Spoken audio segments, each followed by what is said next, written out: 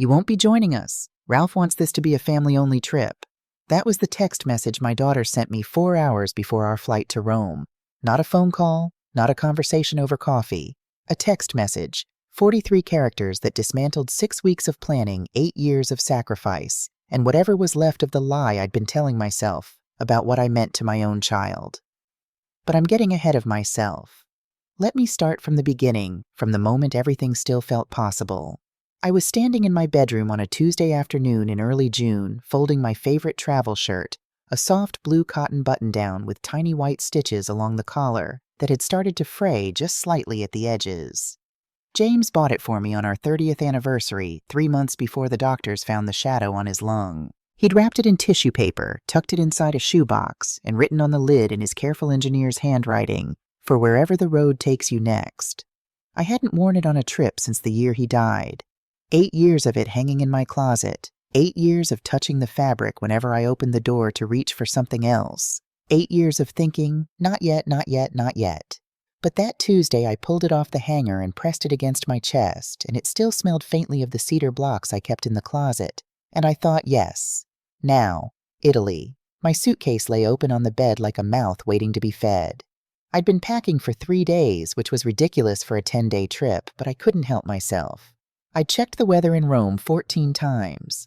Clear skies, mid-70s, perfect for walking. I had printed out tour itineraries, 14 pages each one marked with yellow sticky notes indicating restaurants, museums, piazzas. I'd researched during those late evenings at my kitchen table when the house got so quiet, I could hear the refrigerator humming like it was trying to keep me company.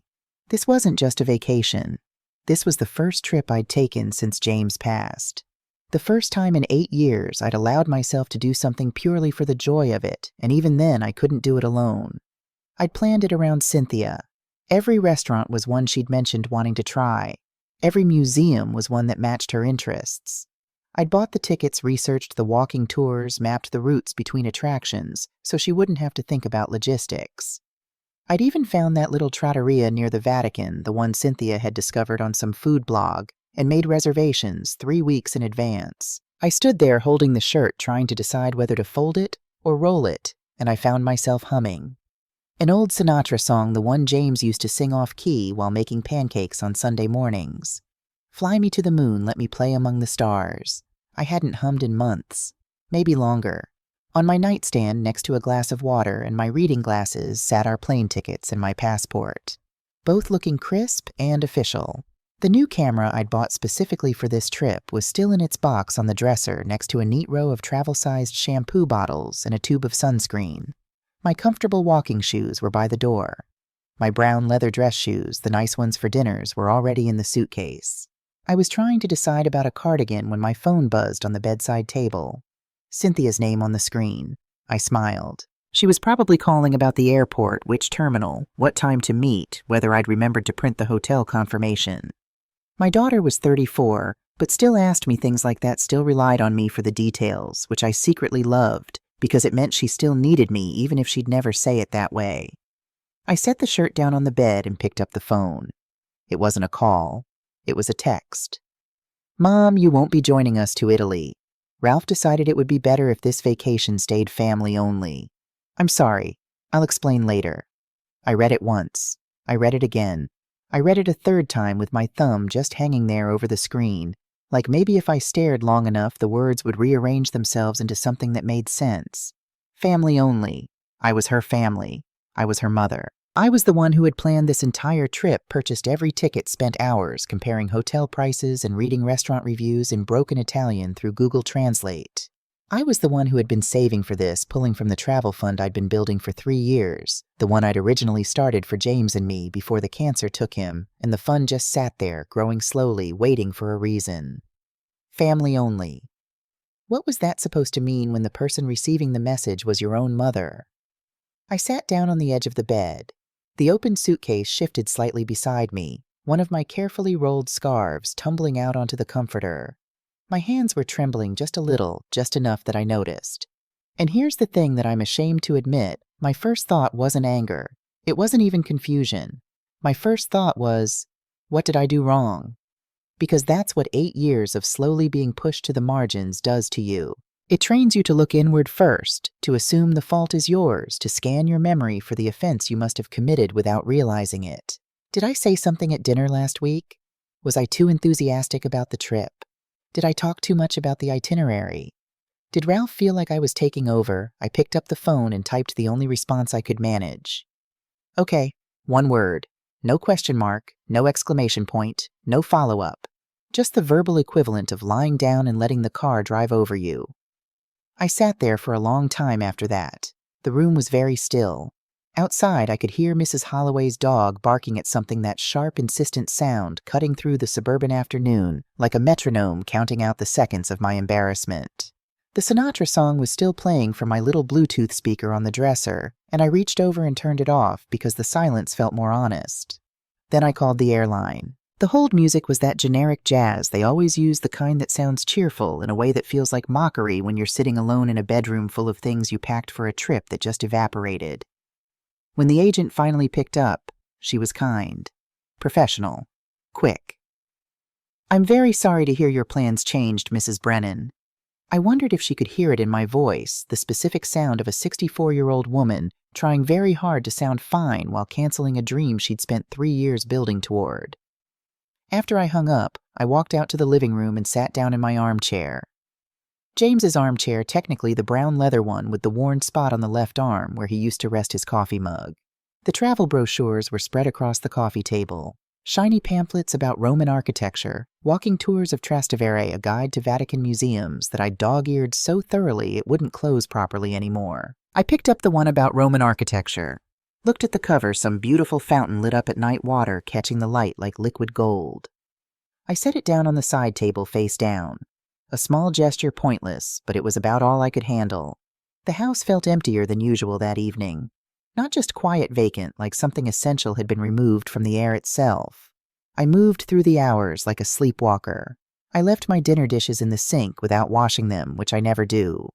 The packed suitcase sat by the bedroom door like an accusation. I kept walking past it, and each time it reminded me of what I'd been looking forward to and what had been taken away with 43 characters on a phone screen. I should tell you something about the years before this moment, because the text message didn't come from nowhere. Nothing ever does. When James died, Cynthia was 26. She'd been married to Ralph for just over a year. They were young, struggling the way young couples do.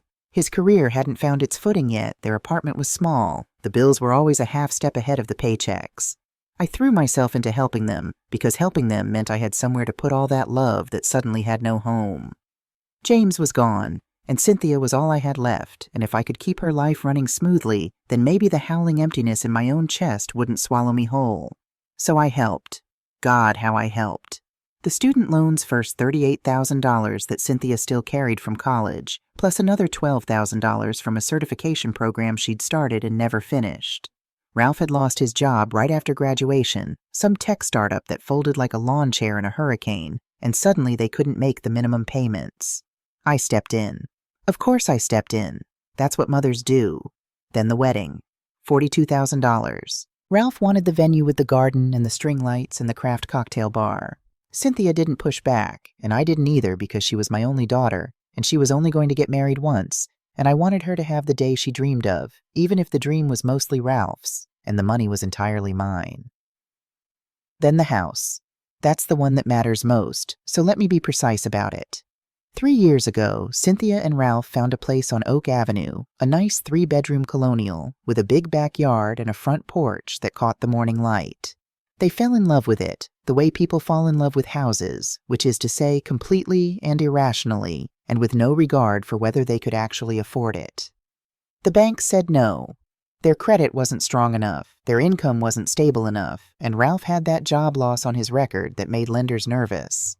So I bought it. $148,000 with a $95,000 down payment that came directly from my retirement savings. Money I had been putting away for 30 years. Money James and I had planned to use for traveling the world after we both retired. I put the house in my name just temporarily, Cynthia assured me. Just for the mortgage approval, Mom. We'll transfer it to our names once everything's finalized. That was 3 years ago. The transfer never happened. There was always a reason they were too busy. The paperwork was complicated. They'd handle it next month, next season, next year. After a while, I stopped asking because asking felt like nagging, and I didn't want to be the kind of mother who nagged. I also paid for the car when Ralph lost his second job, covered their credit card bills during what Cynthia called a rough patch that lasted 14 months, took over the insurance premiums, funded the vacation savings account that was supposed to be for all of us, but ended up buying their plane tickets to places I sometimes got invited to and sometimes didn't. And the things that didn't have price tags, those cost even more. The fishing trip with my old friends from the construction company that I canceled because Cynthia needed a last-minute babysitter. The trip to Spain that Eleanor Webb, my closest friend from book club, had been trying to get me to take for years. I said no because Cynthia was moving to the new house and needed help unpacking. Walter Pemberton from book club, a kind man with gentle eyes who asked me to dinner twice. I turned him down both times because Cynthia had something she needed, and Walter eventually stopped asking. I gave up everything. And I told myself it was love. That evening, with the television murmuring some news program I wasn't watching, I found myself scrolling through Facebook on my phone. A mindless habit, the kind of thing you do when your brain needs to chew on something that isn't your own sadness. Mrs. Fairbanks's cat photos. A recipe for lemon bars from someone in my book club. Political posts I scrolled past without reading. The blue light of the screen was oddly soothing in my darkening living room. I was about to put the phone down and force myself to go to bed when I saw it. Harold and Patricia Dawson, Ralph's parents, standing in front of the Coliseum. Both of them beaming at the camera with that slightly overwhelmed tourist expression, Patricia in a wide-brimmed sun hat, Harold squinting against the Roman light. The caption read, "Beginning of the best family vacation ever. 3 exclamation points. Posted 2 hours ago. My thumb stopped moving. My breath caught somewhere between my lungs and my throat and just stayed there suspended. Maybe it was an old photo. Maybe they'd taken a separate trip. Maybe this was a coincidence. I tapped on the profile. More photos loaded. And there it was, same location, same timestamp, but this one had 4 people in it. Harold and Patricia, Ralph, and Cynthia, all grouped together at a cafe table near the Trevi fountain wine glasses, catching the afternoon sun plates of pasta arranged artfully in front of them. They looked relaxed, happy, unburdened. Cynthia had written the caption, and each word landed in my chest like a stone dropped into still water. So grateful for family time in the Eternal City. I counted the faces. 1, 2, 3, 4, not 5. Family time. There it was again, that word family wielded like a gate that opened for some people and closed for others. Ralph's parents were family. I was not. Ralph's parents who had never once offered to help when Cynthia and Ralph were drowning in debt. Ralph's parents who showed up for Christmas dinner with a bottle of mid-range wine and left before dessert. Ralph's parents who hadn't paid for a single tile in the house I bought, or a single course in the education I funded, or a single mile of the trip I planned. They were family. I was excess. I zoomed in on the photo. Cynthia was wearing the silk scarf I'd given her for her birthday last year, a deep burgundy with delicate gold threads woven through the edges. I'd found it at a little boutique downtown, spent more than I usually would on accessories, because the color reminded me of the dress she wore to her high school graduation the night she'd held my hand and said, "I couldn't have done any of this without you, Mom." She'd brought my gift. But she hadn't brought me. I put the phone down on the coffee table with their happy faces still glowing up from the screen. I got up and walked to the kitchen window. My own reflection stared back at me from the dark glass. A 64-year-old woman with silver-streaked hair pulled back in a clip, dark circles deepening under eyes that suddenly looked very tired. Behind my reflection through the window, I could see the warm lights of the Hendersons' house next door. A family in there probably sitting together, probably not thinking about what a luxury that was. I pressed my forehead against the cool glass and stood there for a long time. I barely slept. Every time I closed my eyes, I saw the Facebook photos, their faces, the wine, the Roman light, the caption, "Grateful for family time." The words circled my brain like birds that wouldn't land. When morning came, gray and reluctant, creeping in through curtains I hadn't bothered to close properly, I knew I needed answers. Not the kind you get from staring at a ceiling for 7 hours. The real kind. The kind that require you to pick up a phone and ask a question you're afraid to hear the answer to. My coffee cup trembled in my hands as I sat at the kitchen table rehearsing what I would say. With the time difference, it was already mid-afternoon in Rome. I imagined Cynthia walking along some cobblestone street, gelato in hand, My silk scarf around her neck, my money in her wallet, not a single thought about the woman sitting alone in a kitchen in Cedar Falls, Iowa. I took a long breath and dialed. International ringtone. That odd double ring that sounds expensive and far away. 1 ring, 2, 3, 4. Then her voice bright and careless. "Hey there, Mom." Background noise flooded through the speaker, Ralph talking street sounds, the busy ambient hum of an Italian city in the afternoon. She sounded happy. She sounded like someone who hadn't done anything wrong. "I need to understand something," I said. "What's that?" She wasn't really listening. I could hear it, the distracted half-attention of someone looking at a shop window or a street performer while pretending to be present in a conversation they didn't want to have. "I saw the photos on Facebook. Ralph's mother and father are right there with you." The pause lasted a long time, long enough for me to hear a scooter honking somewhere on her end, long enough for the silence to fill up with everything neither of us was saying. "Mom, we can talk about this. I can explain. You told me it was family only. So what does that make me?" Her voice shifted, then hardening at the edges like clay left out in the sun. The brightness was gone. In its place was something I recognized, the tone Cynthia used when she was preparing to defend a position she knew was indefensible. "Listen, Ralph said you can be a lot to handle. He didn't want you ruining his vacation." A lot to handle. The words landed somewhere in my solar plexus and just sat there heavy and cold. Ruining it. I'm the one who planned this whole trip. I'm the one who bought the tickets. And Ralph's parents paid their own way. They don't expect us to take care of them all the time. All the time. Like it was an accusation. Like every dollar I'd given, every plan I'd canceled, every piece of my life I'd handed over was some kind of burden I'd inflicted on them. "I helped support you too," I said quietly. "That was something you decided to do." Her voice was getting sharper. "We never asked you to make us feel guilty about it." I could hear Ralph laughing in the background, a loose, easy sound completely disconnected from our conversation. He was having a wonderful time. Of course he was. He was in Rome on my dime with his parents, and the only inconvenience me had been neatly removed with a text message. "To be honest with you, Mom," Cynthia continued, and I could hear her voice getting harder, colder, more like Ralph's with every syllable. "Ralph was right about this." A pause. "Then you need too much attention." 5 words. 5 words that compressed 8 years of sacrifice into a character flaw. 5 words that turned every canceled plan, every written check, every lonely evening into evidence of neediness rather than love. And here's what I noticed, the thing that cut deeper than the words themselves. There was a tiny pause before she said it. A half-second hesitation, barely perceptible, like she was reading from a script someone else had written. That wasn't Cynthia's language. Need too much attention. That was Ralph's phrase, Ralph's framing, Ralph's diagnosis, delivered through my daughter's mouth. I ended the call without saying goodbye. I placed the phone down on the table, very carefully, very precisely the way you handle something fragile. Then I sat there in my kitchen listening to the silence, which was enormous and complete, and seemed to press against the walls like something alive. Need too much attention. The phrase kept looping through my head. I sat with it. I let it settle. And slowly, like a photograph developing in solution, something else began to emerge, not just the hurt, but a recognition. I had felt this before. Not this specific pain, but the shape of it. The pattern. Those Sunday dinners where Ralph barely looked at me, scrolling through his phone while I served food I'd spent hours preparing. The holiday gatherings where I sat at the end of the table, an afterthought, in a room full of people who existed in the center. The way Ralph would suggest family plans and then casually mention, "Oh, we didn't think you'd want to come, Rebecca." Always my first name, never Mom. Always with that thin smile that was technically polite, but felt like a door closing. The way Cynthia had stopped calling as often. The way invitations had become notifications.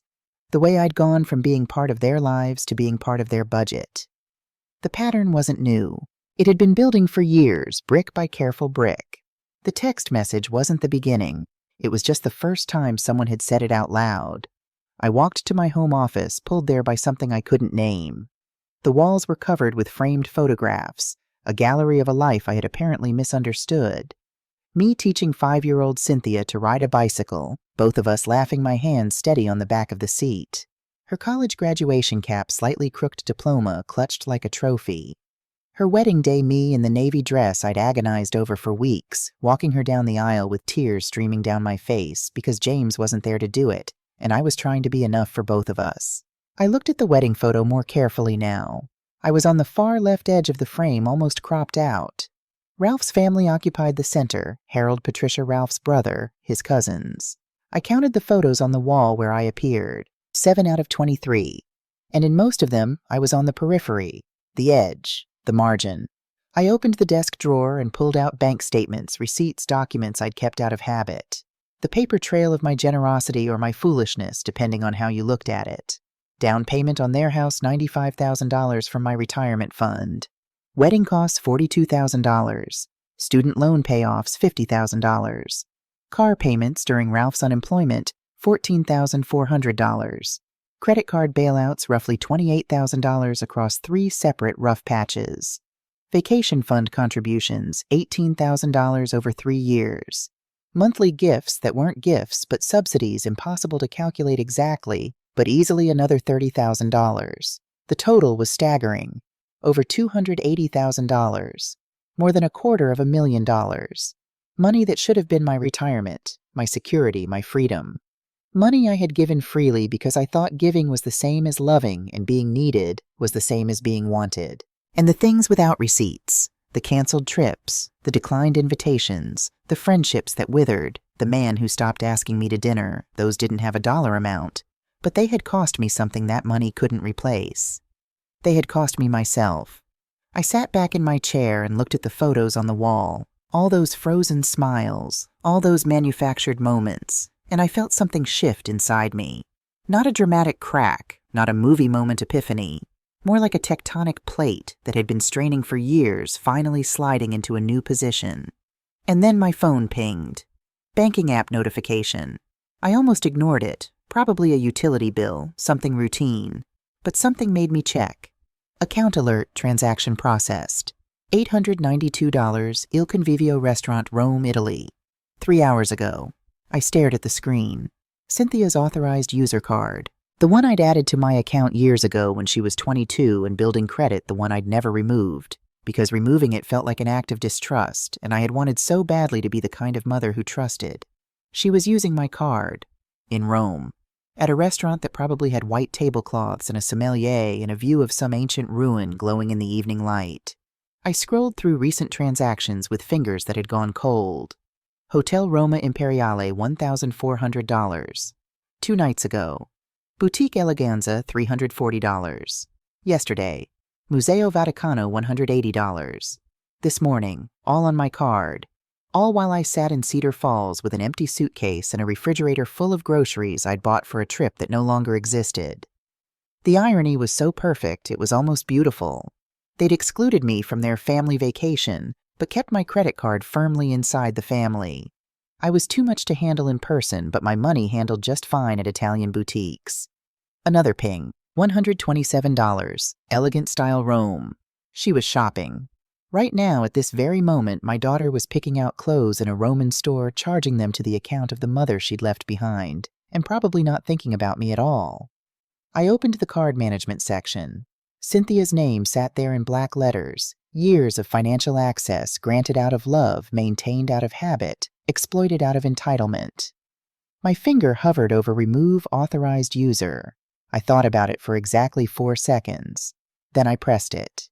Confirmation. Are you sure this action cannot be undone? I selected yes. Authorized user access revoked.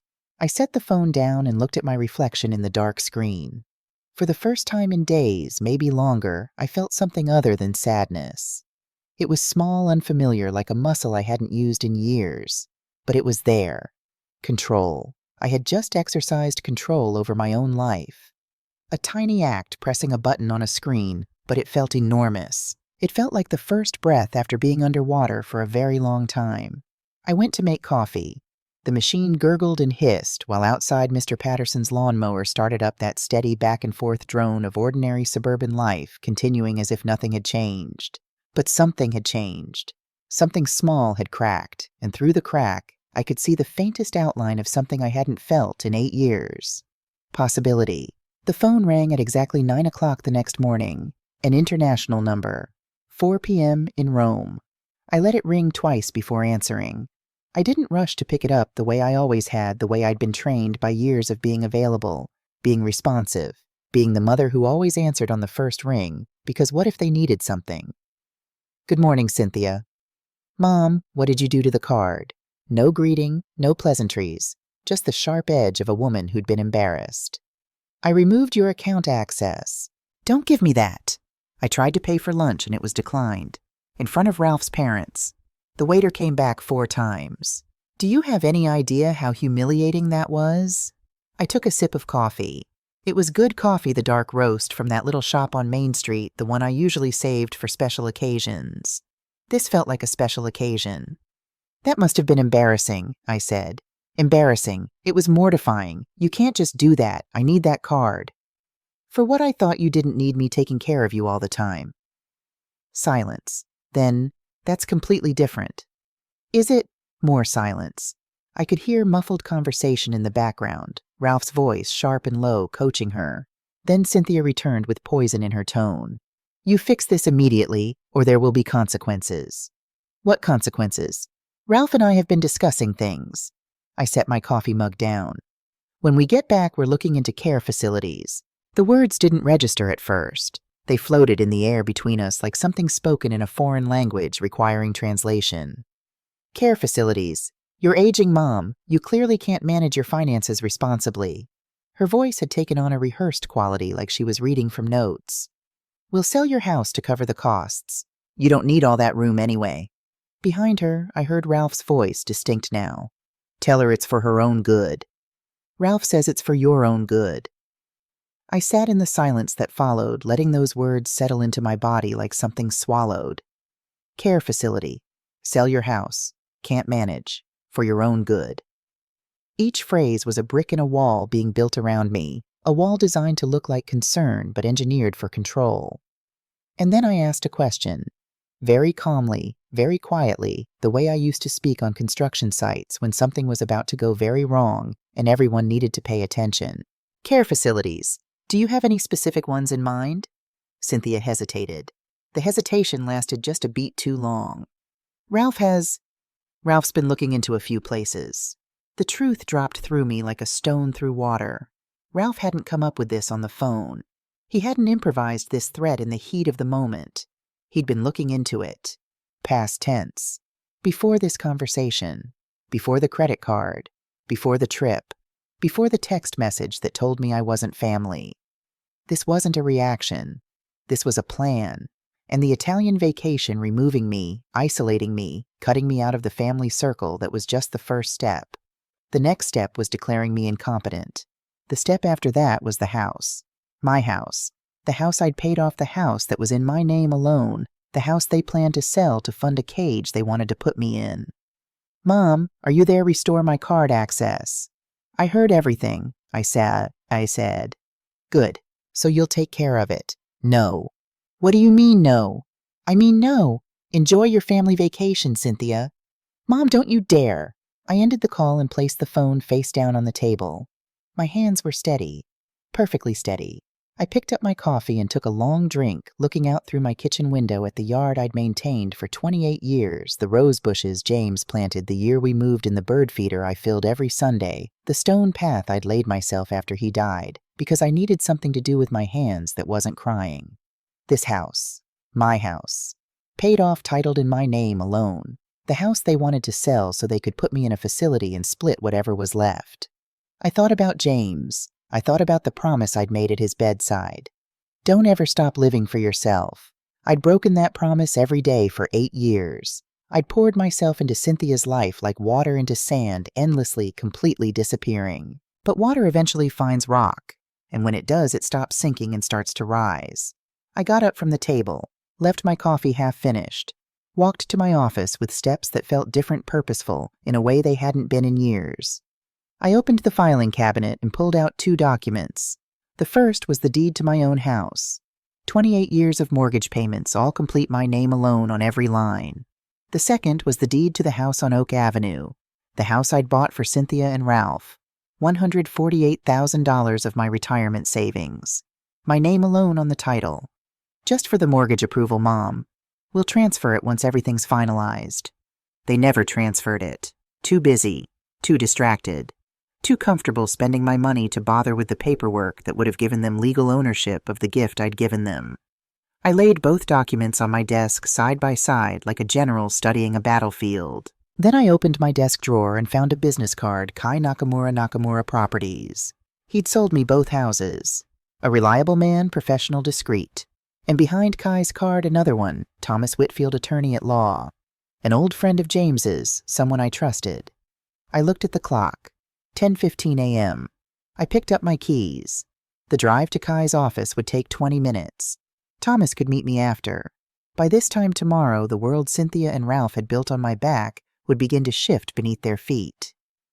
And they wouldn't even know it was happening because they were in Rome drinking wine, spending my money, and planning how to put me in a box. I grabbed my purse, checked my reflection in the hallway mirror. The woman looking back at me was 64 years old, silver-haired, tired around the eyes. But there was something new in that face, something cold and clear and absolutely certain. James's voice from that hospital bed 8 years ago. Don't ever stop living for yourself, Beck. I turned off the hallway light and walked out the front door into a perfect June morning, the sun warm on my face. The neighborhood quiet and ordinary, and not a single person on that street had any idea that the woman getting into the silver sedan with the faded bumper sticker was about to dismantle everything carefully and legally and without raising her voice. Because that's how I was raised. That's how I managed construction sites for 30 years. And that's how I was going to take my life back. Quietly. Precisely. Completely. I drove to Eleanor Webb's house first. I hadn't planned to. The route to Kai Nakamura's office went straight through downtown Cedar Falls, past the library and the hardware store, and the little coffee shop where the retired teachers gathered every morning to complain about property taxes. But somewhere around 3rd Street, my hands turned the wheel left instead of right, and 5 minutes later, I was parked in Eleanor's driveway, staring at her front door with the engine still running. Eleanor and I had been friends for 11 years, book club originally every other Thursday at the library's community room, where we argued about novels and drank wine out of paper cups, because the librarian wouldn't allow glass. She was 62, a retired school principal widowed 3 years before me, and she had the kind of directness that most people found uncomfortable, and I found essential. Eleanor was the only person in my life who had never once told me what I wanted to hear. She opened the door before I even knocked, which meant she'd seen me sitting in the driveway like a woman trying to talk herself out of something. "You look like you haven't slept in 2 days, she said. "That's because I haven't slept in 2 days. Come in. Coffee's on." Eleanor's kitchen was the opposite of mine, cluttered warm every surface covered with books and newspapers and half-finished crossword puzzles. A cat named Hemingway occupied the best chair and refused to move. We sat across from each other at her small table, and I told her everything. The text message, the photos, the phone call, the credit card, the threat about the care facility. Eleanor listened without interrupting, which was unusual for her. She held her coffee mug with both hands, and her eyes never left my face. When I finished, the silence between us was heavy and full. Then she set her mug down with a deliberate click. "Becky, I've been wanting to say this for a long time, and I'm going to say it now, because I think you're finally ready to hear it." I nodded. "That girl has treated you like an ATM machine since the day she married that man. I've watched it happen year after year, excuse after excuse. You canceled everything for her. You turned down Walter. You didn't come to Spain with me. And every single time I opened my mouth, you said the same thing. She's my daughter, Eleanor. You don't understand." The words stung, but not because they were cruel. They stung because they were true. "I know," I said. "You were right. I was right 3 years ago. I was right 5 years ago. The question is what you're going to do about it now." I told her about the house on Oak Avenue, about the deed in my name, about what I was planning. Eleanor went quiet again. She picked up a spoon and stirred her coffee slowly, even though there was nothing in it to stir. When she looked up, her expression was careful, not disapproving exactly, but measured. "You have every legal right to do this, but I need to ask you something, and I need you to answer honestly. Ask, are you sure this isn't the anger talking, because anger makes fast decisions? Becky and fast decisions in situations like this tend to leave wreckage that takes years to clean up. If you do this, the road back to your daughter will be very, very difficult. Maybe impossible." I looked down at my hands, the hands that had laid stone paths and managed construction crews and signed checks and held a dying husband's fingers and folded a little girl's laundry. They were lined now, spotted with age, but they were steady. And for a moment, doubt crept in. Real doubt, not the performative kind. I thought of Cynthia at 5 years old, standing at the top of the slide at Henderson Park, terrified, reaching down for my hand. I thought of her at 12, crying over a math test, and how I'd sat with her for 3 hours explaining fractions until she finally got it, and her whole face lit up like sunrise. I thought of James's voice, "Take care of our girl Beck." But then I heard another voice, Cynthia's cold and rehearsed, "We're looking into care facilities." And Ralph behind her, "Tell her it's for her own good." The doubt didn't dissolve slowly. It collapsed like a building with the foundation pulled out. "Eleanor, this isn't anger. This is the first time in 8 years I've been thinking clearly." She studied me for a long moment, the way she must have studied students who came into her office claiming the dog ate their homework looking for the lie. She didn't find one. "Then do it right," she said. "Do it clean, do it legal, and do it so they can't touch you afterward, and I'll be here when it's done." She walked me to the door and hugged me hard the way women hug each other when they know something irreversible is about to happen. "One more thing," she said as I stepped off her porch. "What? It's about damn time." Kai Nakamura's office was in a restored Victorian on Maple Street, the kind of building that made you feel like serious business happened inside, which it did.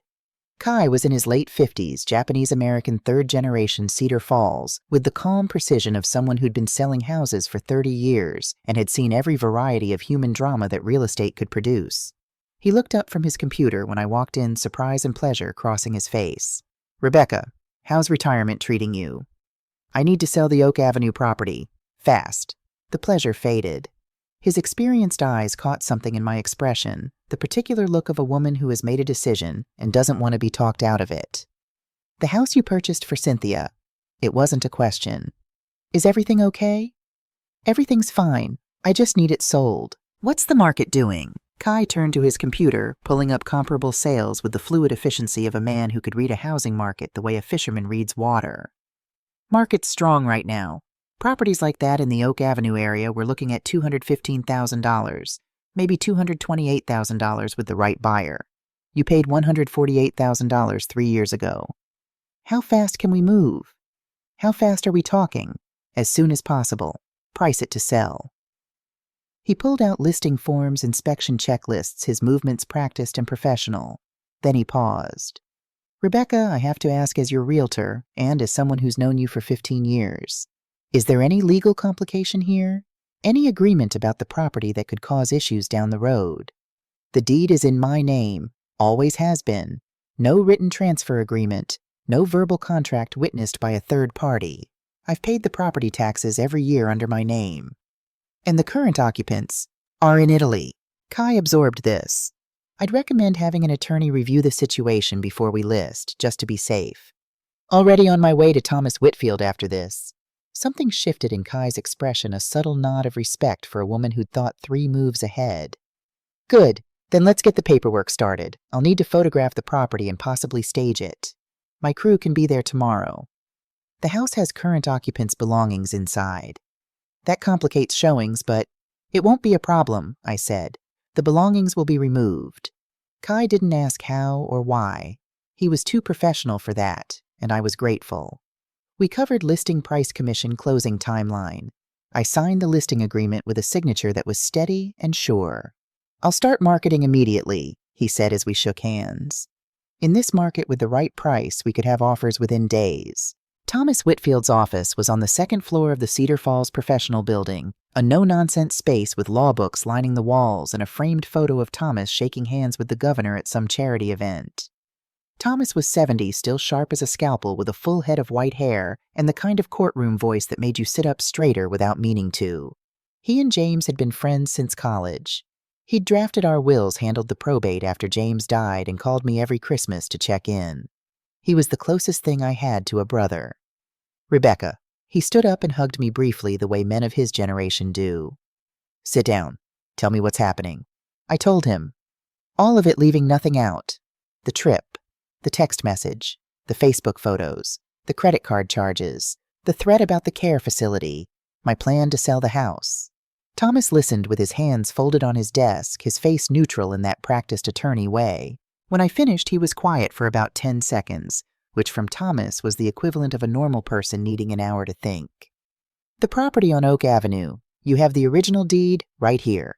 I pulled it from my purse and laid it on his desk. He examined it carefully, turning pages, checking signatures and dates. Your name only. No co-signers, no transfer documents, no recorded agreements. Correct. Property taxes. Paid by me every year. I have the receipts. Any written communication emails, texts, letters where you explicitly promised to transfer ownership? I thought about it. Nothing in writing. Cynthia mentioned transferring it verbally, but there was never a formal agreement. Thomas leaned back. Then you are on solid ground. The property is legally yours unambiguously. You have the right to sell it. But he almost smiled. There's always a but. They'll likely sue. They'll claim implied trust that you purchased the house with the intention of gifting it, that they've been living there as de facto owners, that your actions constitute unjust enrichment. Will they win? No. Not with this documentation, not without a written agreement, and especially not when you've been paying the property taxes under your own name for 3 years. Any competent judge will see this clearly, but it'll take time. 6 weeks minimum, probably longer. I can handle 6 weeks. There's one more thing I'd recommend. He picked up a pen and tapped it against his desk, a habit James used to tease him about. Send formal written notice to the occupants that the property is being sold. An email is sufficient. It doesn't change your legal right, but it demonstrates good faith and makes any future lawsuit harder for them to win. They're in Italy. They may not read it in time. That's their problem, not yours. Your obligation is to send notice, not to guarantee receipt. I nodded. I'll send it today. Thomas walked me to the door, then stopped. Rebecca, one more thing. Yes. You mentioned they threatened to pursue guardianship, to put you in a care facility and sell your home. They did. His eyes went hard, the courtroom look, the one that made opposing counsel nervous. If they pursue that route, they will need to prove that you are mentally or physically incapable of managing your own affairs. Based on what I'm seeing today, a woman who drove herself to a realtor's office, consulted an attorney, and articulated a clear legal strategy. They don't have a prayer. He squeezed my hand. James would be proud of you. I made it all the way to my car before the tears came. I called Brent's Reliable Moving that evening from my kitchen table, a notepad full of numbers and timelines spread in front of me. The phone rang twice before a rough, direct voice answered. Brent's Moving. This is Brent. No script, no hold music, no automated menu. I liked him immediately. I need help moving a house full of belongings tomorrow morning. It's urgent. We worked out the details quickly. Brent was the kind of man who asked only essential questions and made decisions fast. Within 20 minutes, I had him on a 3-way call with Iris from Safekeep Storage on Pine Street, arranging a 10 by 20 unit. First month up front, Iris said. $135. I'll take it. 8:15 tomorrow morning, Brent confirmed. My truck and 2 guys. What's the address? I gave him the Oak Avenue address. The people living there are traveling overseas. I'd like everything done before they return. A pause, then family matter, something like that. Been through it myself, Brent said, and his voice held the weary understanding of a man who had packed up the remnants of imploded relationships more times than he cared to count. We'll be quick and respectful. That night I set my alarm for 6:30, earlier than my usual retirement schedule. I laid out work clothes, my old jeans, a flannel shirt, the steel-toed boots from my construction management days. Clothes I hadn't worn in years. Clothes that belonged to the version of me that built things and solved problems and didn't apologize for taking up space. I caught my reflection in the bathroom mirror while brushing my teeth. The woman looking back at me was someone I almost recognized, someone prepared for action, someone who had stopped asking permission to control her own life. I slept better than I had in days. I arrived at the Oak Avenue property at 7:45 a.m., 15 minutes early. The house I knew so well looked different now, not Cynthia's home anymore, just a property that needed emptying. Brent's moving truck was already parked outside, engine idling, exhaust visible in the cool morning air. Brent climbed out when I pulled up, a solid man in his 50s, weathered face, the no-nonsense posture of someone who'd hauled other people's lives across town for decades without judging the stories behind the boxes. His 2 crew members, younger men in matching company shirts, were already pulling out dollies and wrapping materials with smooth, practiced efficiency. Mrs. Brennan. Brent extended a calloused hand. Ready to go?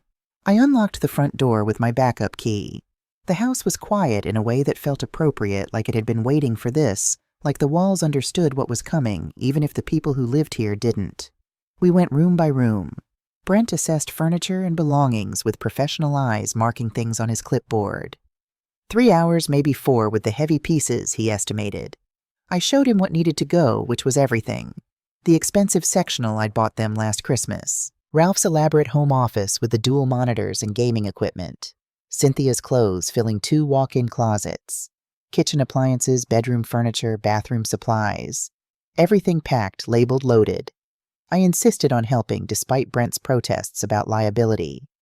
"I'm not that old," I said, and one of the younger crew members grinned. I hauled boxes marked Cynthia books and Ralph sports equipment, and felt a strange satisfaction watching their life get systematically packed into brown cardboard. There was something clarifying about physical labor, the simple, honest work of lifting and carrying so different from the emotional labor I'd been doing for years, which left you exhausted without anything to show for it. In their bedroom closet, I found the wedding photo albums.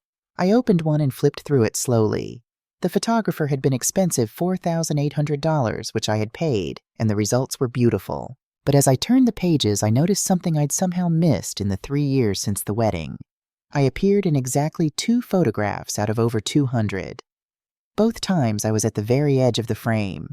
In one, you could see where the photographer had cropped the original. There was a thin sliver of my navy sleeve visible at the margin, like even the camera had tried to push me out. Ralph's family was in nearly every shot. His parents, his brother, his cousins, his college friends. The album was a monument to the Dawson family, and I, the woman who had written every check that made the day possible, was a footnote. I closed the album and handed it to Brent's crew without comment. It was in Ralph's home office that I found what I wasn't looking for. Brent's guys were dismantling the desk, a heavy walnut piece that Ralph had insisted on buying, despite it costing $2,200, which Cynthia had asked me to help pay for when one of the drawers stuck. I pulled it free and found underneath a stack of gaming magazines a manila folder. Inside were credit card statements. Ralph's personal card, not the joint one with Cynthia, not the authorized user card on my account. His own. Private. I shouldn't have looked. But something made me. 6 months of statements. Restaurant charges at places I'd never heard Cynthia mention, $180 dinners, $90 bar tabs, purchases at electronics stores and a men's clothing boutique downtown. The monthly totals ranged from $2,400 to $3,800. $18,000 in 6 months of personal spending. During the exact same period, Cynthia had called me 3 times asking for money. $1,500 for a medical bill. $1,200 for car repairs. $1,300 for an emergency. Each time I had transferred the money within hours. Each time I had worried about them. Each time Ralph had been spending more on dinners and gadgets in a single month than the emergency he'd sent his wife to beg her mother for. I set the credit card statements aside. My jaw was tight, but I kept moving. There was more in the drawer.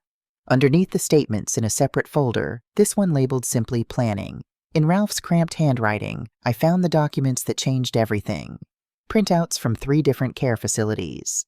Brochures, actually full-color glossy, the kind they send to families who are exploring options for elderly relatives. Sunrise Gardens Senior Living, Whispering Pines Retirement Community, Cedar Valley Assisted Care. Each brochure had been marked up. Highlighted passages. Notes in the margins, Ralph's handwriting again. Next to a section about admission costs at Sunrise Gardens, he had written, "Check policy on selling patients' primary residence." Next to Whispering Pines' monthly fee schedule, $4,200 per month covered if house sells at market value. And on the back of the Cedar Valley brochure, a list steps 1. Establish pattern of financial mismanagement 2. Consult guardianship attorney 3. Medical evaluation, find sympathetic doctor 4. File petition, the date printed at the bottom of each brochure 3 weeks before the Italy trip. I stood in that half-empty office, holding the evidence of a conspiracy against my own freedom, and for a moment, the room tilted. Not from shock, I had already suspected this after the phone call, but suspecting and seeing are different countries, and I had just crossed the border. 3 weeks before the trip. Ralph had been planning this before the text message, before the Facebook photos, before any of it. The vacation wasn't a spontaneous decision to exclude me. It was step 0: isolate her, cut her off from the family, establish her as someone who needs too much attention, and then use that narrative to build a case for incompetence. The text message. The phrase family only. The phone call where Cynthia parroted Ralph's language like a ventriloquist's dummy. The thread about the care facility delivered as if it were a new idea rather than a rehearsed script. All of it was choreographed. All of it was planned. And here was the proof in a folder labeled Planning hidden under gaming magazines in a desk I had helped pay for. Mrs. Brennan. Brent appeared in the doorway, clipboard in hand. You okay? You've been standing there a while. I looked up. My face must have shown something because Brent's expression shifted from professional to concerned. Just remembering some things, I said. My voice was steady. Remarkable, really, considering that my entire understanding of the last 3 years had just been demolished and rebuilt in the space of 90 seconds. Let's keep going. I photographed every document with my phone, the credit card statements, the brochures, the handwritten notes, the folder label, every page, every margin note, every highlighted line. Then I put the originals back in the drawer and the drawer back in the desk, and the desk went into Brent's truck along with everything else. But the photos stayed on my phone. Evidence, insurance, ammunition. In the room that was supposed to be a future nursery, I paused. Baby furniture sat against one wall, a crib with a mobile of little wooden stars, a changing table still in its packaging, a rocking chair with a ribbon tied around it. Things Cynthia and Ralph had bought hopefully optimistically for grandchildren that hadn't arrived yet. I touched the crib rail.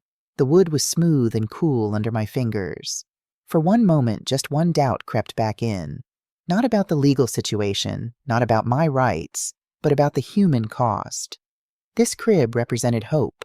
Cynthia's hope, my daughter's dream of becoming a mother, and my dream of becoming a grandmother, and all the invisible threads that connected those dreams to the future we might never share. Was I destroying that future along with the house I stood there long enough for the morning light to shift across the floor, long enough for Brent's crew to finish the hallway and start on the kitchen, long enough for the doubt to ask its question and wait for an answer?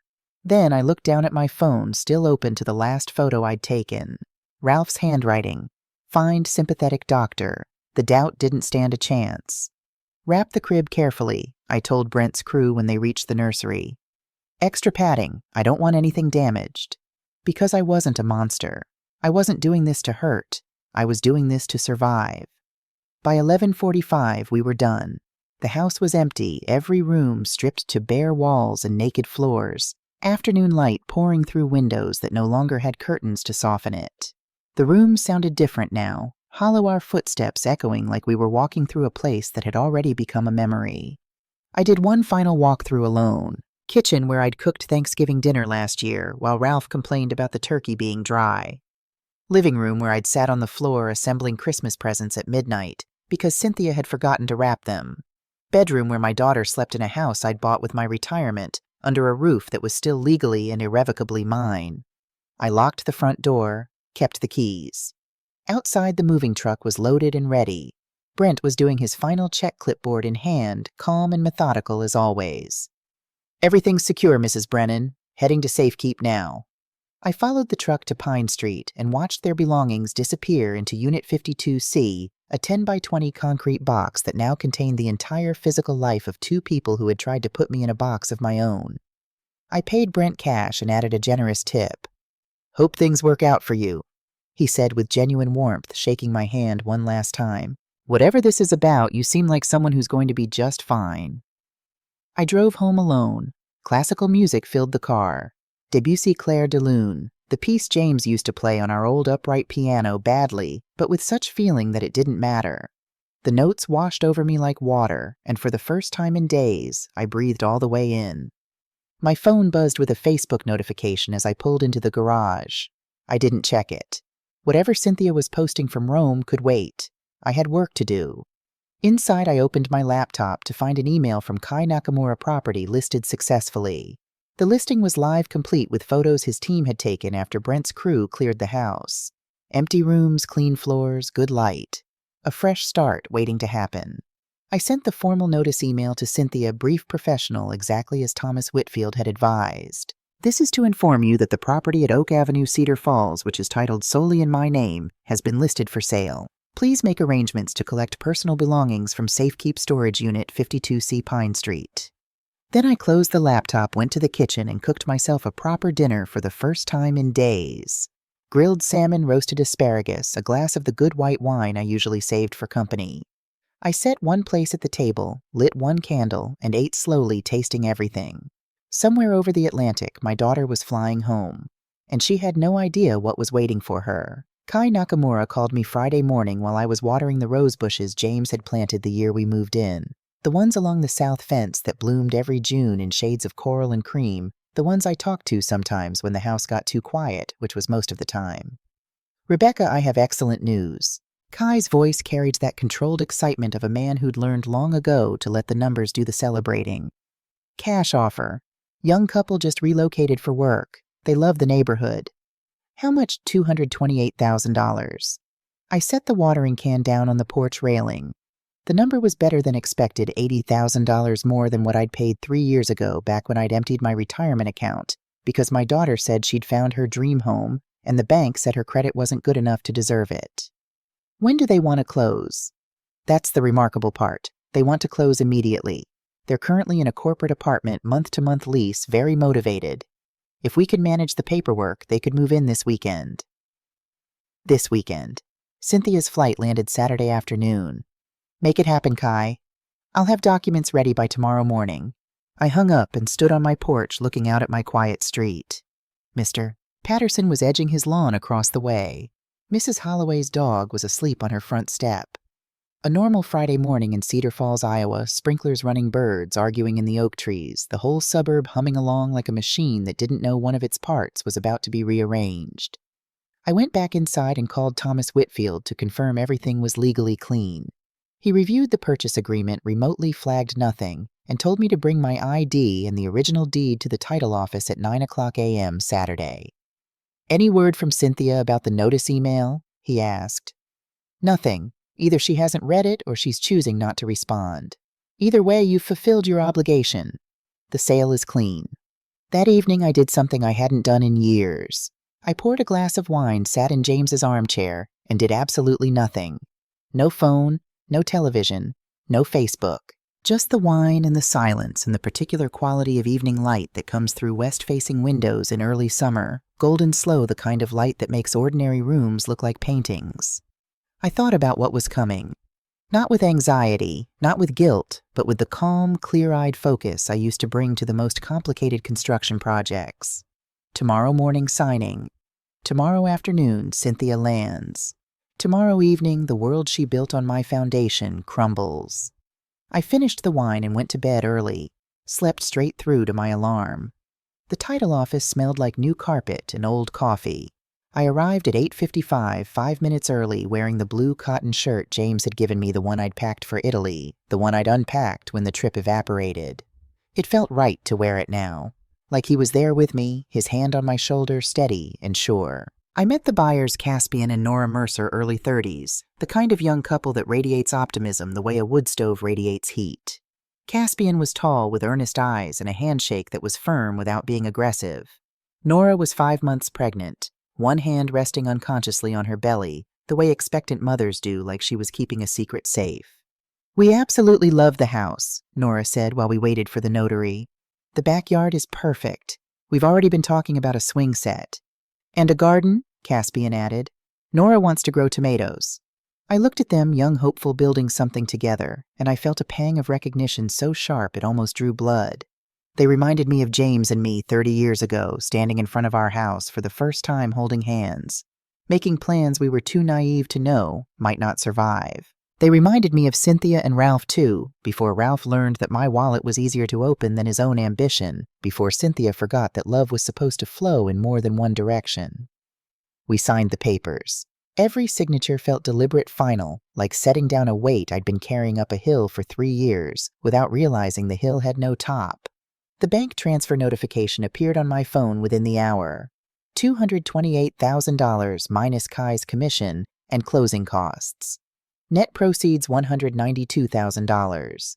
I shook hands with Caspian and Nora, wished them well, and meant it completely. We're moving in tomorrow morning, Caspian said, beaming, taking the keys from the title agent. First thing. I hope the house gives you everything you deserve, I said. And as I walked to my car, I realized I wasn't just talking to them. Saturday afternoon, 3:47 p.m. I was parked across the street from the Oak Avenue house engine, off classical music playing softly from the radio Vivaldi this time, the Four Seasons The Spring movement with its bright, insistent violins. Caspian and Nora had arrived that morning with a U-Haul and the infectious energy of people starting a new chapter. Through my windshield, I watched Nora planting flowers along the front walk, while Caspian assembled a swing set in the backyard, tools spread around him like a man building something he planned to keep.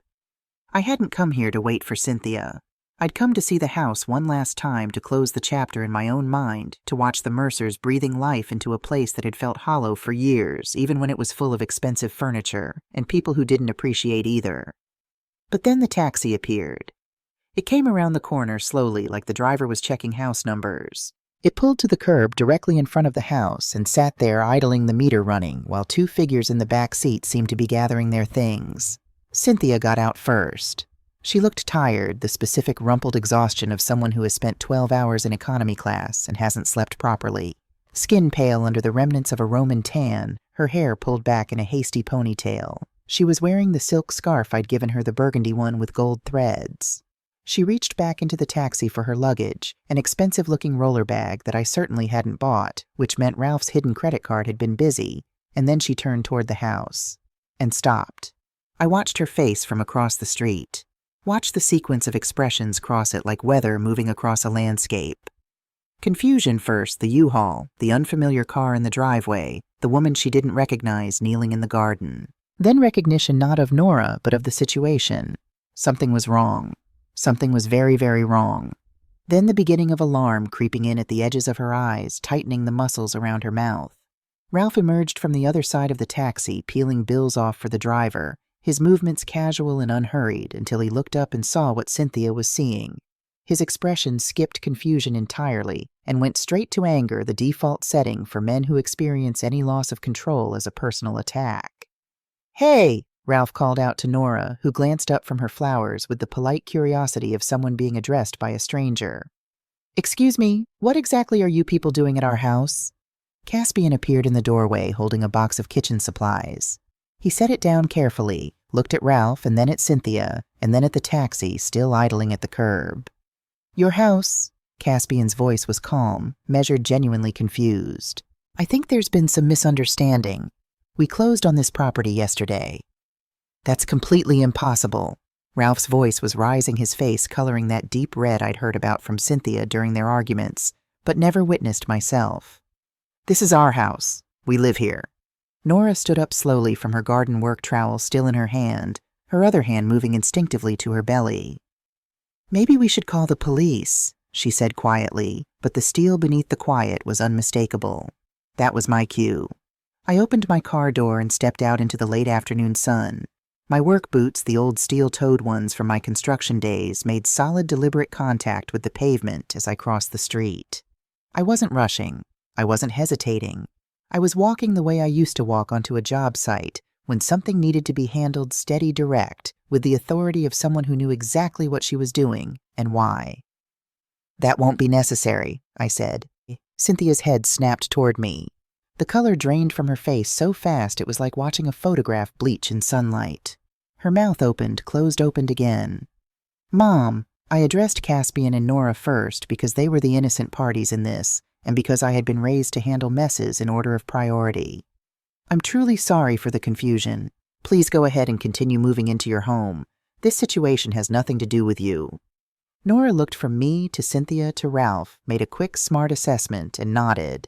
She took Caspian's arm and guided him toward their front door. Their front door now. Then I turned to my daughter and her husband. "The house was sold because it belonged to me," I said. "It always did. The title was never transferred to your names." Ralph stepped forward. He was taller than me by 6 inches, broader by 50 pounds, and he used his physical presence the way small men use loud voices as a substitute for actual authority. "What do you mean it belonged to you? We've been living here for 3 years. We've been maintaining it, improving it, with money I gave you, on property I own. If you check the deed records at the county courthouse, you'll find one name on every document mine." "This is theft." Ralph's voice had gone from loud to vicious, his face so red I could see the veins in his temples. "We're going to sue you for everything you have." "With what money?" I asked. "Your credit cards seem to have had some trouble recently. In Rome, wasn't it?" The barb landed. Ralph's mouth tightened into a thin line. Cynthia's voice cut in high and desperate in a way that reminded me painfully of the sound she used to make as a little girl when something wasn't fair, when the world wasn't arranged the way she wanted it. "Where are we supposed to live? Where did you put our things?" I reached into my jacket pocket and pulled out the envelope I'd prepared cream-colored, her name written on the front in my handwriting, the same handwriting that had labeled her lunchboxes and signed her permission slips, and written "I love you" on birthday cards for 34 years. Ralph snatched it from my hand before Cynthia could take it, tore it open with shaking fingers, and read the contents aloud in a voice strangled with disbelief. "Safekeep Storage Facility, Unit 52C, Pine Street." "Storage," Cynthia's voice cracked on the word, splitting it in half. "You took everything we own and put it in a storage unit." I had everything packed carefully and professionally. Nothing was damaged. The first month's rent is paid. Ralph crumpled the paper in his fist. "This is insane. You can't do this to your own family." And there it was, that word again. Family. The same word that had been used to exclude me from a vacation I'd planned and paid for. The same word that had been stamped across Facebook photos I wasn't in. The same word that meant Ralph's parents, but not Cynthia's mother. "Real family," I said, "doesn't exclude their own mother from a vacation and then call her needy. That's a completely different situation." "Is it?" Ralph took another step toward me, close enough that I could smell the staleness of airline air on his clothes, close enough that the intimidation was intentional. "We are going to fight this in court. We're going to challenge every single thing you've done." I didn't step back. 30 years of managing construction crews, men who were bigger, louder, and more aggressive than Ralph Dawson could ever dream of being, had cured me of the instinct to retreat from raised voices. "The sale is completely legal. Thomas Whitfield reviewed every document. The property was mine from the beginning, and I exercised my right as the owner." Cynthia shifted tactics. Her voice changed, softening into the manipulative register she'd perfected over decades, the one that had separated me from hundreds of thousands of dollars, the one that sounded like need, but functioned like a crowbar. "How could you do something this cruel to your own daughter, Mom?" I looked at her. Really looked the way you look at someone when you're seeing them clearly for the first time without the soft filter of maternal love blurring the edges. "How could you do what you did to your own mother?" Then I said the thing I'd been waiting to say since I found those documents in Ralph's desk drawer. The words I'd carried with me like stones in my pocket, waiting for the right moment to set them down. "Real family doesn't make plans to put their mother in a care facility and sell her house to fund it. Does it, Ralph?" The effect was immediate and devastating. Ralph froze. Not the dramatic freeze of a movie villain caught in the act, but the small, involuntary stillness of a man whose mask has just been ripped away in public. His eyes went wide, then narrow, then wide again, the rapid recalculation of someone realizing that his secrets are no longer secret. Cynthia turned to look at her husband, slowly, the way you turn toward a sound you weren't expecting to hear. "Ralph, what is she talking about?" Ralph recovered fast, I'll give him that. "She's making things up. She's clearly confused, just like I've been saying." I pulled out my phone, opened the photo gallery, and held the screen toward Cynthia. The brochures from 3 care facilities. Ralph's handwritten notes. Check policy on selling patients' primary residence. Find sympathetic doctor. The list of steps. The dates 3 weeks before Italy. "These were in his desk drawer," I said, "in a folder labeled planning." Cynthia stared at the phone, then at Ralph, then at the phone again. Her face underwent a transformation that I will never forget, the slow, terrible collapse of someone realizing that the ground they've been standing on is not ground at all. "Ralph?" Her voice was barely a whisper. "She broke into our house," Ralph shouted. "She went through my private belongings. That's illegal." "I entered my own property with my own key to prepare it for sale," I said evenly. "Everything in that house was moved by a licensed insured moving company. And I photographed documents I found in my own property. Thomas Whitfield has confirmed that nothing I've done is illegal. Everything you've planned, on the other hand, would be worth discussing with a judge." Cynthia was still staring at the phone screen. I watched her eyes move across Ralph's handwriting, the same handwriting she must have seen on grocery lists and birthday cards and post-it notes on the refrigerator, reading words that revealed exactly what the man she married had been preparing to do to her mother. She didn't say anything. She didn't need to. The silence said everything. Nora appeared briefly in the doorway, concern on her face. "Is everything all right out here?" "Everything's fine," I said, offering her a smile I almost meant. "I hope you and your husband enjoy your beautiful new home." I turned and walked back to my car. Steady steps. No hurry. The steel toes of my boots clicking against the pavement with the clean, rhythmic precision of someone who has finished what she came to do.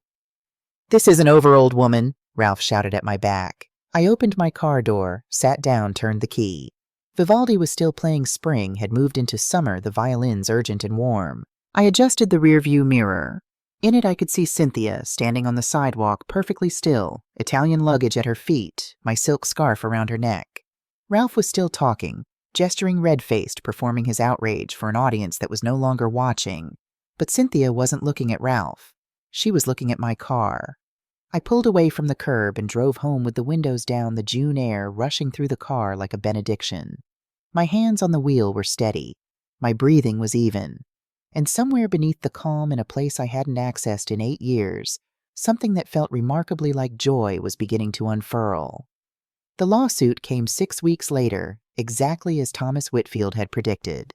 Cynthia and Ralph filed a civil claim alleging unjust enrichment breach of implied trust, and this one almost made me laugh emotional distress. Their attorney was a young man from Des Moines who looked like he'd graduated law school approximately 15 minutes ago and had taken the case on contingency, which told me everything I needed to know about how strong he thought it was. Thomas dismantled their arguments with the surgical efficiency of a man who had been practicing law since before their attorney was born. No written transfer agreement. No recorded deed change. Property taxes paid exclusively by me for 3 years. And then the piece that made the opposing counsel visibly pale, the care facility documents. Ralph's handwritten notes. The timeline showing premeditation. The judge, the Honorable Patricia Calloway, a silver-haired woman in her 60s who looked at Ralph over her reading glasses with an expression that could have frozen a lake in August, took less than 40 minutes to issue her ruling. The property was legally and unambiguously owned by the plaintiff. The sale was conducted properly and in full compliance with Iowa real estate law. The defendant's claims are without merit. Case dismissed. Attorney fees to be borne by the defendants. Thomas called me from the courthouse parking lot. "Clean victory, Rebecca. They have no grounds for appeal. And between us, I think Judge Calloway wanted to say considerably more than the ruling allowed." I thanked him, hung up and filed the paperwork in a folder I'd labeled Resolved. Not victory, not revenge, just resolved. Because that's what it was, a resolution, not a celebration. The weeks after the ruling were quiet, in the way that convalescence is quiet, not empty, but healing. Cedar Falls talked because small towns always do. At the coffee shop, at the grocery store, at book club, people had opinions and weren't shy about sharing them. That son-in-law always did seem like a piece of work, Mrs. Patterson told me at the pharmacy, patting my arm with the aggressive sympathy of a woman who considered gossip a civic duty. "Families should stick together no matter what," muttered Gerald Dixon at the hardware store loudly enough that I was clearly meant to hear it. I let all of it roll off. Other people's opinions about my life had been running me for 8 years. That was over now. Eleanor kept me updated, though I never asked. Cynthia and Ralph had rented a small apartment on the east side of town. Ralph was working at a car dealership, his 4th job in 6 years. They weren't doing well. Eleanor heard through the book club grapevine that they were arguing constantly that Ralph blamed Cynthia for not managing her mother, that Cynthia had been seen at the grocery store alone, looking thinner and tireder than anyone remembered. I listened to these reports without comment. I didn't feel satisfaction. I didn't feel guilt. I felt the complicated, unsortable sadness of a mother who loves her daughter, but has finally learned that love without boundaries isn't love at all. It's just fuel for someone else's fire. I found Ranger on a Tuesday. Or maybe he found me. I'd been driving past the pet store on Elm Street for months, glancing at the adoption flyers in the window without stopping the way you glance at a door you're not ready to walk through. But that Tuesday, something instinct loneliness, James's voice in my head saying, "We should have gotten a dog years ago, Beck," made me pull over. Ranger was a 3-year-old golden retriever whose family was relocating overseas and couldn't take him. He was sitting in a kennel near the back of the store, calm and dignified in the way that dogs are when they've been loved and then lost and are waiting patiently to see what happens next. He's great with people, the store owner told me. Loves car rides, doesn't bark much. He just needs someone who won't leave him behind. I crouched down and Ranger walked right over to me. No hesitation, no wariness. He pressed his head against my hand and looked up at me with eyes that held absolutely no judgment. No conditions, no agenda. Just, I'm here. Are you? I signed the adoption papers and drove him home with his head hanging out the passenger window, ears flapping in the wind, both of us heading towards something we didn't have a name for yet. That first night, he slept beside my bed, and for the first time in longer than I could remember, the house didn't feel empty. It felt occupied. It felt like home. With Ranger lying at my feet, I started looking at travel trailers online. Best RVs for solo travelers, I typed, and the search results showed me a world I'd never considered a community of people, many of them my age who had traded fixed addresses for open roads and were happier for it. I test drove a 28-foot Airstream at a lot outside Cedar Rapids, gleaming aluminum compact, perfectly sized for one woman and one dog who had already claimed the passenger seat as his personal territory. The salesman talked about fuel efficiency and water tanks and holding capacities, but what I heard was freedom, freedom, freedom. I bought it outright using the trade-in value of my second car and a portion of the proceeds from the Oak Avenue sale. Paid in full. No monthly payments, no interest, no debt. Nobody's name on the title but mine. We mapped our route, national parks, small towns, coastlines, all the places I'd bookmarked in magazines over the years while telling myself someday, someday, someday. Someday had finally arrived, and it looked like a silver trailer and a golden dog and 2,000 miles of highway stretching west.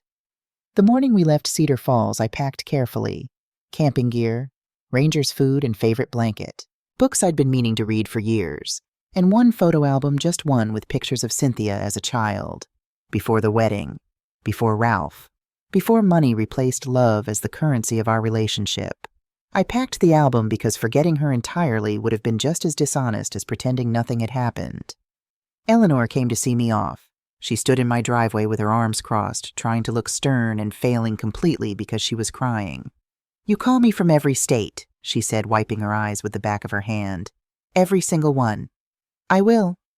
And you tell that dog he's the luckiest animal in America." I hugged her, hard. The way women hug each other when they know something important is ending and something equally important is beginning. We drove through Cedar Falls one last time. Past the library where Eleanor and I drank wine from paper cups, past the coffee shop, past Main Street, past Oak Avenue where I slowed just enough to see Caspian and Nora's children. They had two now, the baby born 3 months after they moved in, playing in the front yard. A tricycle on the sidewalk, chalk drawings on the driveway. The house was finally full of the thing it had been missing all along, joy that didn't come with a price tag. The highway sign read Montana 850 miles. Ranger put his head out the window. I put my hand on the wheel. And we drove. The letter found me in Wyoming. We'd been on the road for 2 weeks. Yellowstone, Grand Teton, small towns whose names I'd already forgotten, but whose sunsets I never would. I'd stopped at a post office in a place called Thermopolis to mail Eleanor a postcard, and the woman behind the counter, who had the weathered friendliness of someone who knew every person in a 50-mile radius, said, "Brennan got a forwarded letter for you." A cream-colored envelope, handwritten address. The handwriting was Cynthia's. I recognized it instantly because I was the one who had taught her to form her letters, sitting at our kitchen table with a box of crayons and a lined practice pad, guiding her small hand through the curves of the alphabet. I took the letter back to the Airstream, parked at a campground overlooking a valley so wide and green it looked like God had been showing off. Ranger was asleep on the floor, twitching through some dog dream. I sat by the window, turned the envelope over in my hands, and opened it. "Mom, I'm not writing this letter to ask you to forgive me. I don't have the right to ask for that. I'm writing because I need you to know that I finally see. I saw the care facility documents. I saw Ralph's notes. I saw his credit card statements. The dinners, the shopping, the money he was spending while he sent me to call you for help with emergencies that were never emergencies at all. I saw what he was planning, and I saw what I let myself become in order to keep him happy. I signed divorce papers last week. I'm not telling you this so you'll feel sorry for me. I'm telling you because you deserve to know that the thing you were trying to show me that day in front of the house, Not with words, but by turning around and walking away without looking back, I finally understood it. You weren't punishing me. You were showing me what it looks like when someone decides they're done being used. I'm trying to learn how to do that too. It's harder than I expected. I miss you, but I understand if you don't want to miss me back. Cynthia P.S. I still have the silk scarf you gave me. I wear it every day. It's the only thing that still feels like home. I read the letter twice. Then I folded it along its original creases and held it in my lap, looking out at the Wyoming Valley, where the grass moved in waves under a wind I couldn't hear through the Airstream's windows. Ranger lifted his head and looked at me. Dogs know. They always know. I didn't cry, but I didn't harden either. I sat with the letter the way you sit with any truth that's too big to process all at once, quietly, patiently giving it room to breathe. Montana found us 3 days later. I'd driven all day through landscapes so vast it made my problems feel appropriately small mountains that had been there for 60 million years, rivers that didn't care about property disputes or custody battles, or the particular ways that human beings break each other's hearts. Ranger had his head out the window for most of the drive, ears streaming back, nose working overtime on smells I couldn't even imagine.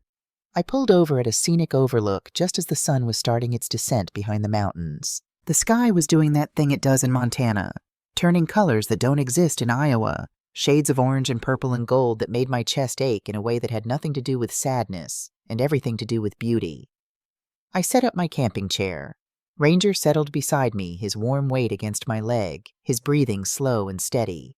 The air smelled like pine and cold water and the particular mineral sharpness of high altitude.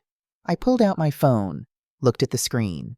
Cynthia's name in my contacts right where it had always been, never deleted, never blocked. My thumb hovered over her name. The gesture was identical, precisely identical to the moment I'd hovered over her text message weeks ago, the one that said I wasn't family. But the meaning was reversed. That time I'd been powerless, reading a verdict I hadn't been consulted on. This time I was the one choosing. I pressed call. 1 ring, 2, 3, 4. I almost hung up. Then Mom, 1 word. But it contained everything. Surprise, fear, hope, grief, all compressed into a single syllable that broke at the edges like a wave hitting rock. I read your letter, I said. Silence. I could hear her breathing, shaky, uneven, the breathing of someone trying very hard not to fall apart. Mom, Let me say what I need to say first. She went quiet. In the background, I heard nothing. No Ralph, no restaurant noise, no Italian street sounds. Just the particular silence of a woman alone in a small apartment holding a phone with both hands. I'm not calling to tell you everything is okay, because it isn't okay. It may never be okay the way it was before. I paused. The sun was touching the mountaintops now, the light turning thick and golden, the shadows stretching long across the valley below. But I'm calling, and that's the beginning of something. I don't know what yet, but it's a start. I'm so sorry, Mom. Her voice broke on the word sorry, splitting it into 2 ragged syllables. I'm so sorry for all of it. I know you are, and I'm sorry too. Genuine confusion. What do you have to be sorry for? I thought about how to say it, this thing I'd been turning over in my mind since the day I sat in Eleanor's kitchen and admitted for the first time that the disaster of our relationship wasn't entirely one-sided. I gave you too much of everything except the one thing you actually needed. What's that? Boundaries. I never taught you where the limits were with me, with Ralph, with anyone. I made it so easy for you to take that you never learned how to stop. And when someone like Ralph came along and showed you how to take even more, you didn't have the muscle to resist because I'd never made you exercise it. Cynthia was crying now. Not the theatrical crying she used to deploy when she wanted something, but the real kind, ugly, gasping, graceless, the kind that comes when a truth you've been running from finally catches you. That doesn't excuse what I did, she said between breaths. No, it doesn't. But it's part of the picture, and I'm old enough to know that incomplete pictures lead to incomplete healing. A long pause. The sun was halfway behind the mountains now, the sky deepening from gold to rose.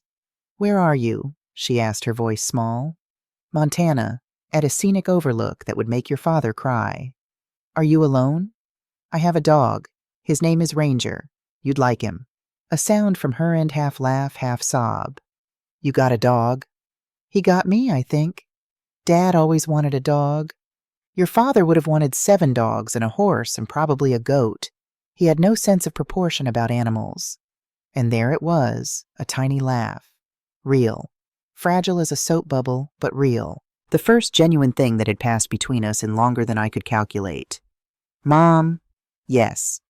Thank you for calling. I looked at the Montana sky, which was putting on its final show purple and crimson, and a blue so deep it looked like the sky was revealing its bones. I'm not coming back to Cedar Falls right away, I said. I need more time. And so do you. I know. But I want you to know something. I packed a photo album before I left. Pictures of you as a little girl, before all of this. I look at them sometimes when Ranger and I are parked somewhere beautiful, and I remember who we were to each other. Cynthia's breathing hitched. I remember too. Then that's enough for now. Mom. Yes. I love you. 3 words. No agenda behind them, no request attached, no invoice enclosed. Just 3 words offered freely the way love is supposed to be offered, without conditions, without expectation, without a price tag. I love you too, sweetheart. I always have, even when I didn't show it right. We stayed on the line for another few seconds, not speaking, just breathing together across 1,000 miles of American landscape. Then I said goodbye, and she said goodbye, and I pressed the red button and set the phone down on the arm of my camping chair. Ranger lifted his head and looked at me. His tail moved once, twice, a slow, gentle wag that said, I'm here without needing anything in return. The sun slipped behind the mountains. The sky held its colors for one last extravagant moment and then began to soften into dusk. Somewhere below the overlook, a river I couldn't see made a sound like the earth breathing. I sat there for a long time after the colors faded, not thinking about the money or the house or the lawsuit or the text message that had started all of this. Thinking instead about what James had said from his hospital bed 8 years ago when he'd squeezed my hand with fingers that were already losing their grip on the world. Don't ever stop living for yourself, Beck. Promise me. I'd broken that promise for 8 years. I'd poured myself into my daughter's life until there was nothing left to pour. I'd confused sacrifice with love, generosity with connection being needed with being wanted. And when the people I'd given everything to decided I was inconvenient, I'd been surprised, which was the most damning evidence of all, because it meant I'd never truly seen them. I'd only seen what I wanted to see. But Montana didn't care about any of that. Montana just showed me the sky and the mountains and the river and said, "You're here. That's enough." Ranger pressed closer against my leg. The first stars were appearing faint and tentative, testing the darkness. The way I was testing this new version of my life, carefully, hopefully, without any guarantee that it would hold. I reached down and scratched behind his ears. He closed his eyes and leaned into my hand. "Just you and me, buddy," I said. His tail wagged. The road stretched ahead of us, west always west, and I was in no hurry to reach the end of it. For the first time in 8 years, I wasn't living for someone else. I wasn't driving toward someone else's destination. I wasn't spending my time or my money or my heart on someone else's version of what my life was supposed to look like. I was just living. And it turned out that was exactly what James had been trying to tell me all along.